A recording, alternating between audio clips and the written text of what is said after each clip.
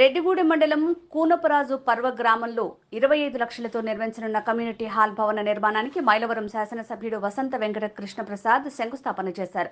గ్రామస్తుల ప్రజల బహిరంగ ప్రజా ప్రయోజనాల కోసం ఇక్కడ కమ్యూనిటీ హాల్ భవన నిర్మాణాన్ని చేపట్టారు. 100 రోజుల్లో కమ్యూనిటీ హాల్ భవనం నిర్మాణాన్ని పూర్తి చేస్తామని హామీ ఇచ్చారు. ముందుగా కూనపరాజు పర్వ గ్రామంలో భారీ ర్యాలీ నిర్వహించారు. హారతులు ఇచ్చి పూలు వెదజల్లుతూ ఎమ్మెల్యే కృష్ణప్రసాద్ కి ఘన స్వాగతం పలికారు. దివంగత నేత ఎన్టీఆర్ విగ్రహానికి పూలమాల వేసి ఘనంగా నివాళులర్పించారు. పల్లెల్లో అప్పటి పరిస్థితులతో పోల్చుకుంటే తాగునీరు మెరుగుపడింది కానీ ఇంకా చాలా ఇబ్బందికర పరిస్థితులు ఉన్నాయి. కేంద్ర ప్రభుత్వం జలజీవన మిషన్ అని చెప్పి ఒక పథకాన్ని తీసుకొచ్చి రాష్ట్ర ప్రభుత్వం 10% డబ్బులు పెడితే 90% కేంద్ర ప్రభుత్వం ఇచ్చి గ్రామాలలో ఇంటింటికి కుళాయిలు ఇచ్చే పథకాన్ని ప్రారంభించింది. భారతదేశంలో ఉన్న అన్ని రాష్ట్రాలు ఆ పథకాన్ని సద్వినియోగం చేసుకున్నాయి. దురదృష్టవశాత్తు గత ప్రభుత్వం ఆ పథకాన్ని కూడా సద్వినియోగపరచలా. పవన్ కళ్యాణ్ గారు ఆ విషయాన్ని గుర్తించి జలజీవన మిషన్, ఎందుకంటే కేంద్ర తాగునీటి మంత్రి గారే స్వయంగా ప్రకటించారు, ఈ పథకాన్ని భారతదేశంలో ఉపయోగించుకొని ఏకైక రాష్ట్రం ఆంధ్రప్రదేశ్ అని చెప్పి.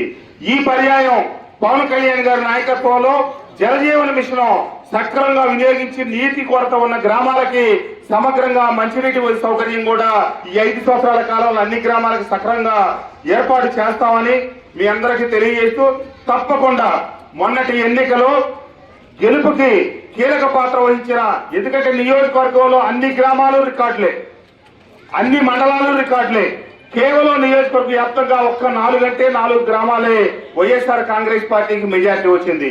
మిగిలిన సమస్తం అన్ని గ్రామాల్లో కూడా మనకే వచ్చింది. మైలవరం ఊరు తీసుకుంటే ఎప్పుడు ఊరు పుట్టిన తర్వాత 4000 మెజార్టీ రాలా.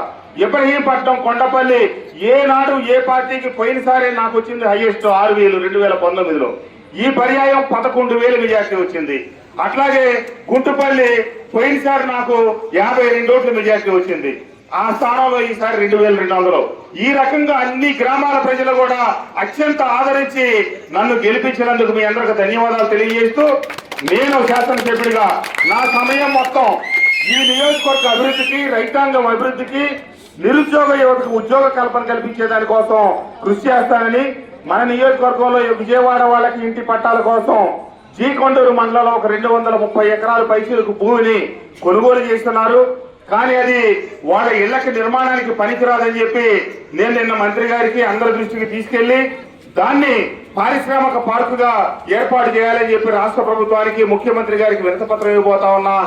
ఎందుకంటే రాజధానికి దగ్గర ప్రాంతం కాబట్టి పరిశ్రమల స్థాపనకు అనుకూలంగా ఉంటుందని చెప్పి మన నియోజకవర్గంలో పరిశ్రమలు తీసుకురావడం కోసం ఖచ్చితంగా నేను తీవ్రంగా కృషి చేస్తాను. తద్వారా నిరుద్యోగాన్ని, యువతకు కూడా ఉద్యోగ అవకాశాలు కల్పించే దానికోసం కృషి చేస్తామని తెలియజేస్తూ, తప్పకుండా రాజకీయాలంటే, ఎమ్మెల్యే పదవి అంటే నేను అది హోదా కోసం భావించట్లా, అది ఒక బాధ్యతగా భావిస్తా ఉన్నాను. నా ప్రతి నిమిషం సమయం నాకున్న ఈ ఎమ్మెల్యే పదవిని ఈ నియోజకవర్గ అభివృద్ధి కోసం నిరంతరం పనిచేస్తానని, కృషి చేస్తానని చెప్పి తెలియజేస్తూ,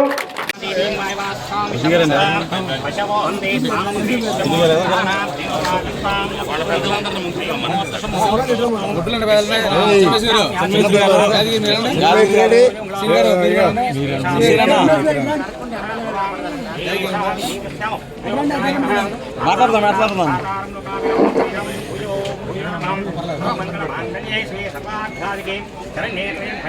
నారాయణమూర్తి లక్ష్మీనారాయణ మా మహేశ్వరాభ్యాం